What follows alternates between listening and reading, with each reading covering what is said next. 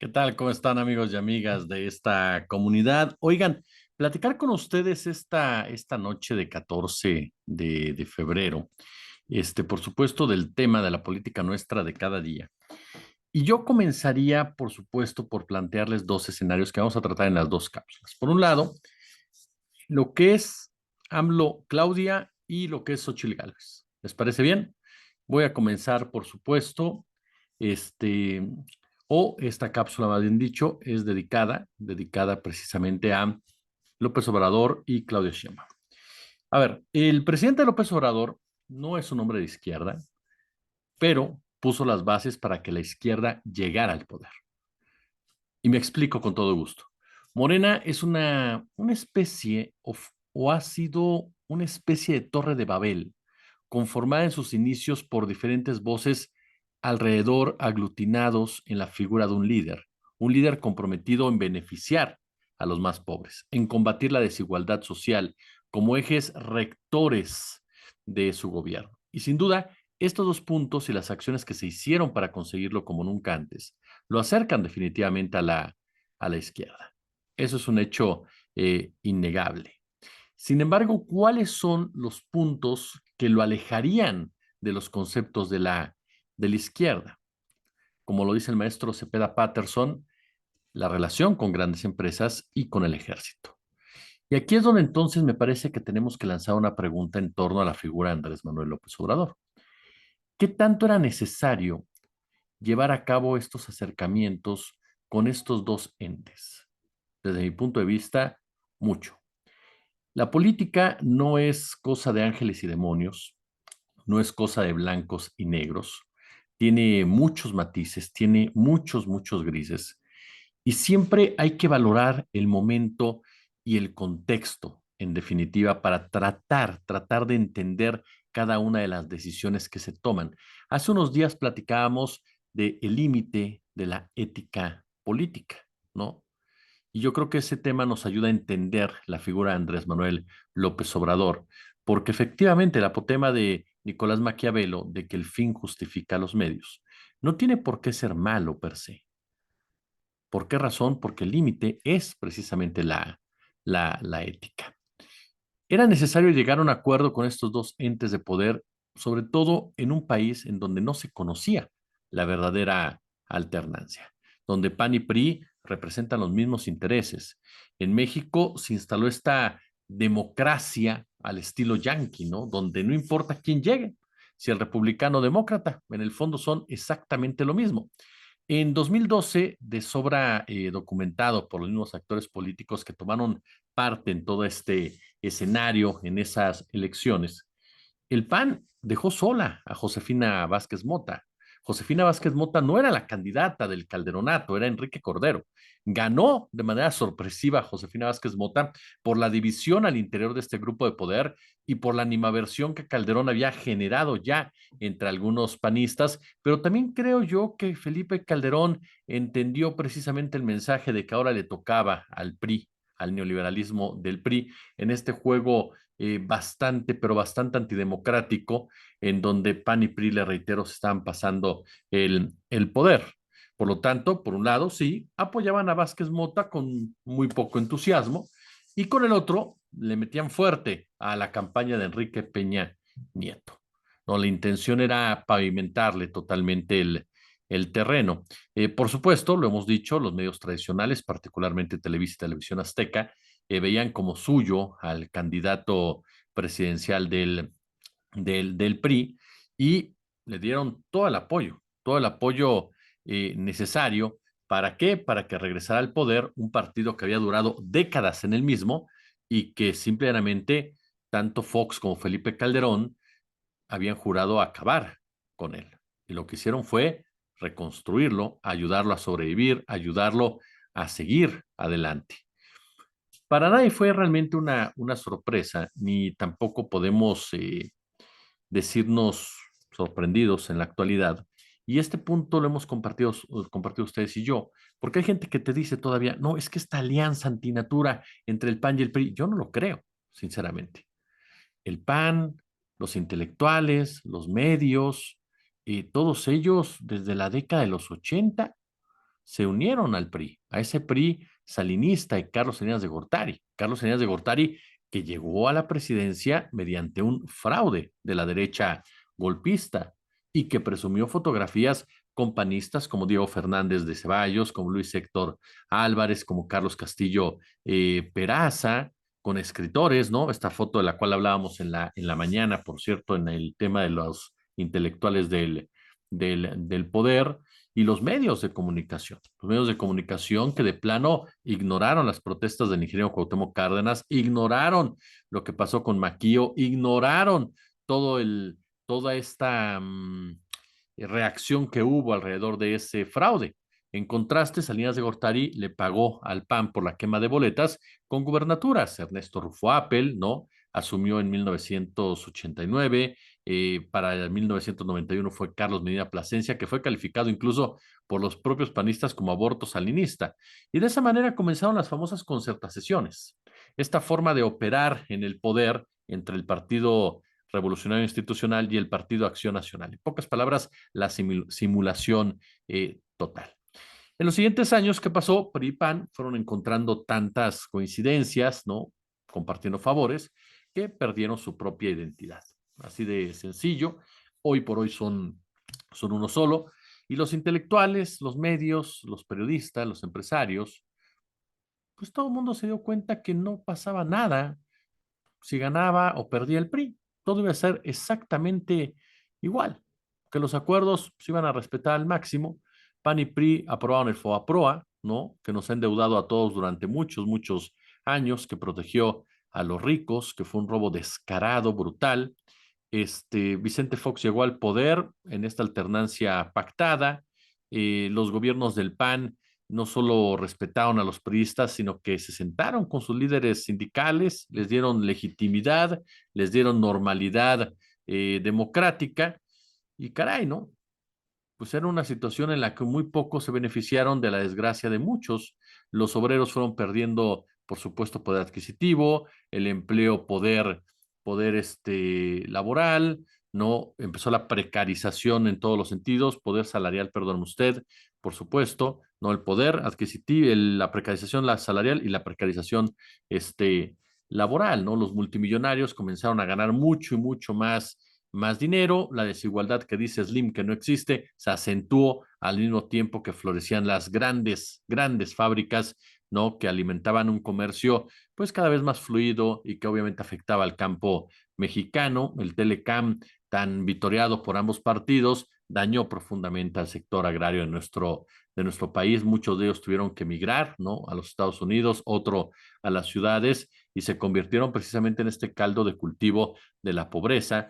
Se inició la guerra contra el narco, una guerra que aunque los priistas en una parte querían desafanarse, la realidad es que la apoyaron siempre, una guerra que fue continuada por el propio Enrique Peña Nieto y que a final de cuentas se ensangrentó y resquebrajó al país. Es decir, el PAN y el PRI se convirtieron en lo que denunció el propio Andrés Manuel López Obrador, la mafia en el poder, el PRIAM. Hablamos de que Calderón, por ejemplo, repartió que 40,000, si no mal recuerdo, 40,000, 45,000, 48,000 millones de pesos entre los medios. Peña llegó y le dio hasta los 60,000 millones, ¿no? Así de sencillo. Salinas y Cedillo remataron las empresas. Fox y Calderón entregaron tierras, entregaron agua en concesión como nunca antes en la historia. Es decir, el PAN y el PRI precisamente eran la muestra palpable de lo que era el sometimiento a este juego de intereses, particularmente a los mencionados. Andrés Manuel López Obrador gana en 2018, rompe completamente el guión, termina con la simulación democrática de que era partícipe el impoluto INE antes, IFE, perdón, IFE antes INE, encabezado precisamente por el cruzado de la democracia, Lorenzo Córdoba, y 30 millones de votos, 30 millones de votos, una votación clara, contundente, que no dejaba lugar a dudas, los mexicanos estaban hartos y sacaban al PRIAN del poder. Sin embargo, la fuerza que tuvo el movimiento no fue suficiente para llegar sin ningún compromiso con la derecha, pero tampoco la hubo desde la derecha para evitar que López Obrador tomara la presidencia. Hubo pactos, hubo acuerdos, hubo, por supuesto, negociación, en particular con dos fuerzas, dos poderes fácticos, le reitero, que juegan un papel determinante en el devenir de este país, que han sido intocables, grandes beneficiarios de la impunidad, ¿cómo decirlo? Cada uno desde su trinchera fomentaron, protegieron, se beneficiaron de la economía criminal y la criminalidad neoliberal ha extendido sus redes delictivas del capitalismo hasta niveles impensables ya desde hace algunas décadas. En el mundo actual, por ejemplo, los neoliberales desempeñan el mismo papel genocida que antaño cumplieron la Iglesia Católica, los misioneros, los piratas, los aventureros, los negreros, los colonizadores. Y el capitalismo se ha impuesto democráticamente. El capitalismo se impuso en principio a sangre y fuego y así siguió imponiéndose. Incluso lo aclaró muy bien en 1999 Thomas Friedman, consejero de la ex secretaria de Estado Madeleine Albright, cuando escribió: la mano invisible del mercado no funcionará jamás sin un puño invisible.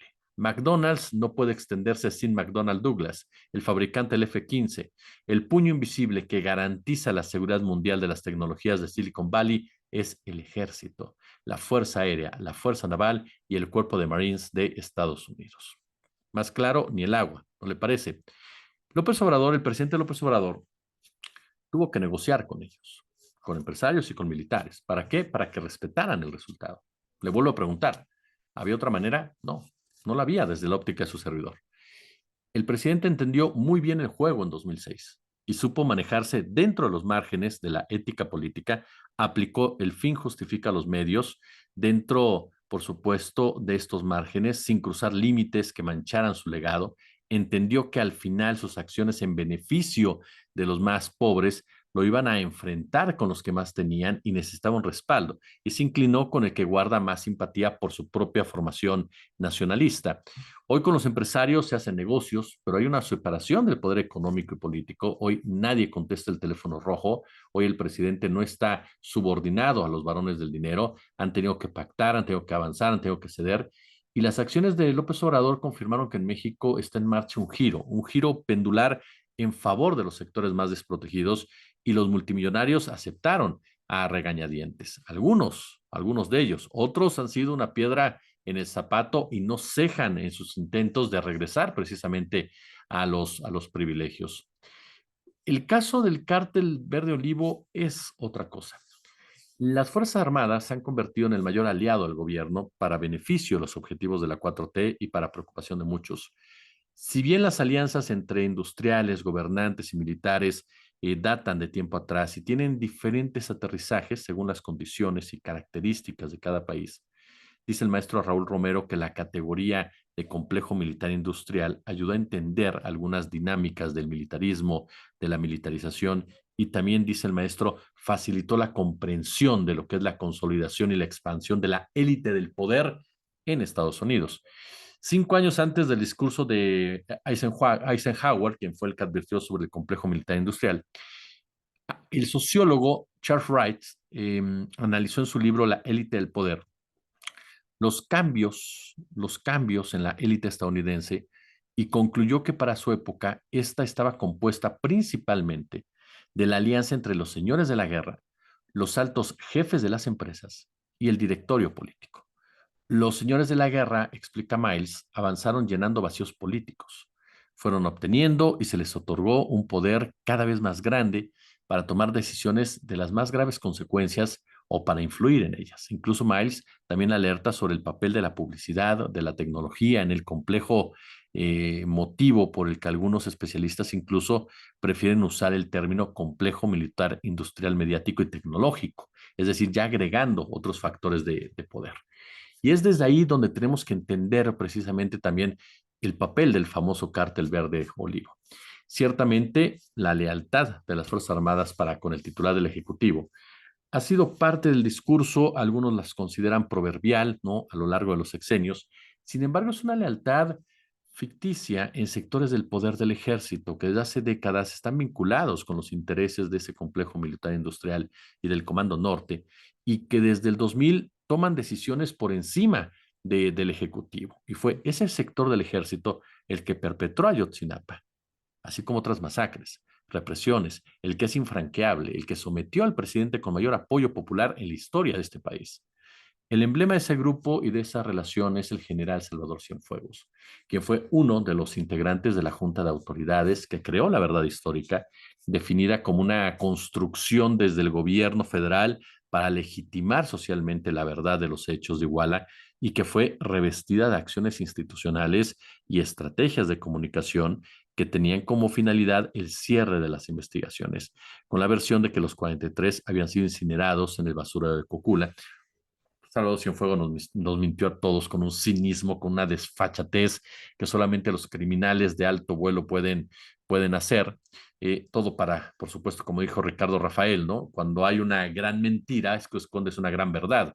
En este caso era el ejército por sistema asesinando, desapareciendo personas, en este caso 43 jóvenes.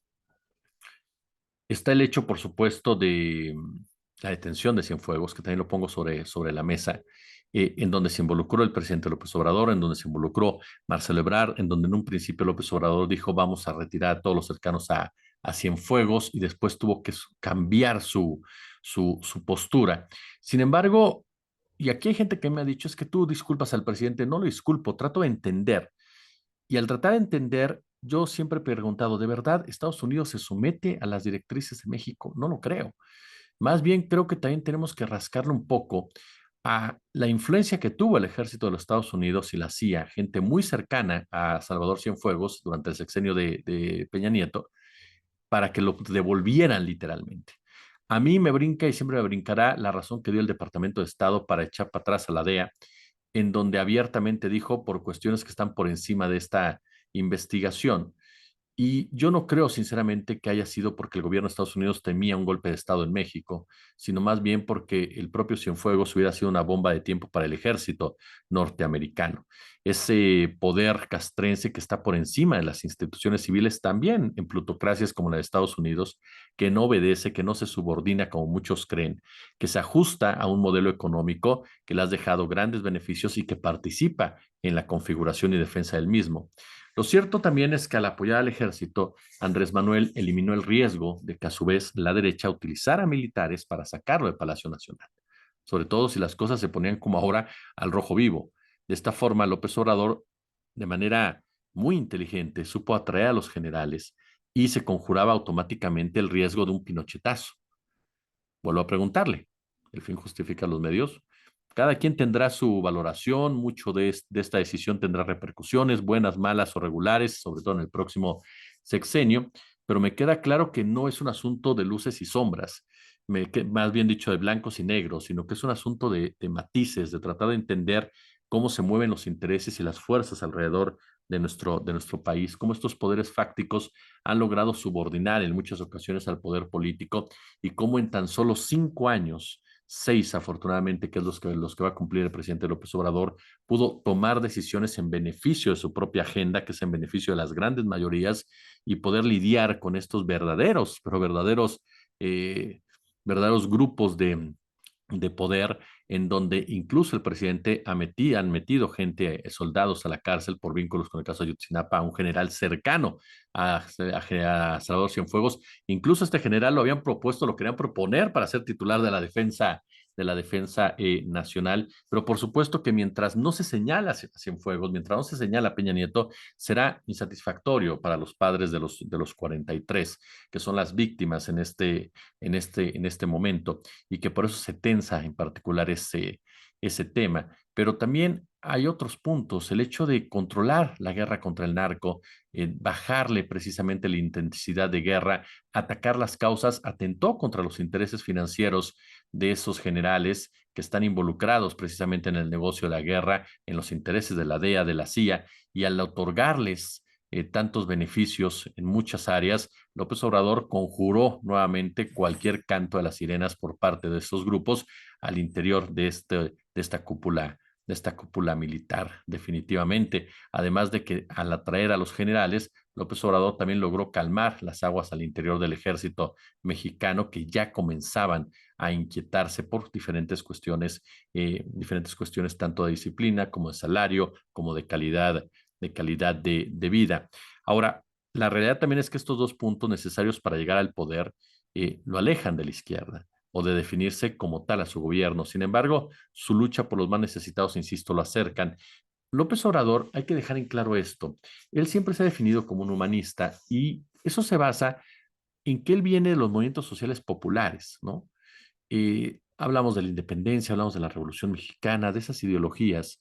Dice el maestro Cepeda Patterson que López Obrador es la manifestación del México profundo que de tanto en tanto se revela en contra de las élites para intentar aliviar el abismal desnivel que nos caracteriza. Y lo cierto es que en ese sentido lo que ha hecho López Obrador es apenas la obra negra, pero una obra negra que probablemente nadie más podría haber realizado. Se requería un personaje de sus características, de su carácter, de su personalidad, de su conocimiento político, de su entendimiento de lo bueno y de lo malo, y de esa capacidad ética que tienes para no cruzar la línea, poder ver hacia abajo y no caer precisamente en el barranco. El López Obrador para mí fue la transición con todos sus claroscuros, es mucho más lo positivo que lo negativo, los cimientos profundos rebasan a errores o excesos que son reversibles, pero que en ese momento eran necesarios, porque a final de cuentas López Obrador también tenía que erosionar de una u otra forma un sistema putrefacto. Y es ahí, en el sentido que yo llego a la conclusión de que fue o es o será, porque aún no acaba, un gobierno exitoso, seas o no simpatizante, es algo que tendrías que reconocer. Claudia Sheinbaum llegará precisamente al poder si todo se desarrolla de forma correcta y ella, junto con su equipo, con su generación, serán los encargados de profundizar estos cambios, de combatir precisamente las inercias, de inclinar aún más la balanza hacia la izquierda, lo que genera, por cierto, ojo con este detalle, no crea que a la derecha o al empresariado o a los militares les agrada mucho que llegue alguien de izquierda, como es Claudia Sheinbaum. Ya ha demostrado en la Ciudad de México que se puede convivir perfectamente entre el humanismo y la izquierda, pero alguien de la formación de Claudia Sheinbaum no crea que es del agrado de estos grupos de poder, por lo que representa precisamente la izquierda. Por lo tanto, para estos grupos sí se van con pincitas en lo que podría ser este punto, porque ellos aborrecen todo anhelo de justicia social, ¿no? Los derechosos o la derecha, perdóname lo coloquial, tratan de montarse siempre en movimientos de izquierda que tienen reivindicaciones populares como el feminismo, la lucha por el agua, por preservar los ecosistemas y todo lo demás para pegarle al gobierno actual.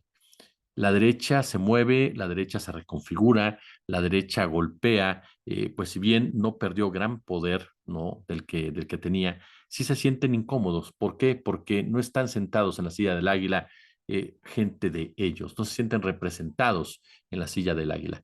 Claudia Sheinbaum y la izquierda son precisamente un peligro para México, pero para el México que esa oligarquía ha construido, para ese México que combatió a Andrés Manuel López Obrador desde y que sigue combatiendo desde su trinchera en Palacio Nacional y que será sin duda alguna su legado más importante en el cual Claudia Sheinbaum tendrá que subirse y tendrá por supuesto que profundizarlo, porque concluyo con lo que les dije al principio. Sí, López Obrador no es de izquierda, ni él se define como tal, pero sí le abre la puerta a la llegada de la izquierda al poder, con todo lo que esto significa. Yo como siempre les agradezco el favor de su atención. Si les gustó, por supuesto, este video, denle, por supuesto, el famoso like, compártanlo, déjenme sus comentarios, suscríbanse, por favor, ayuda muchísimo.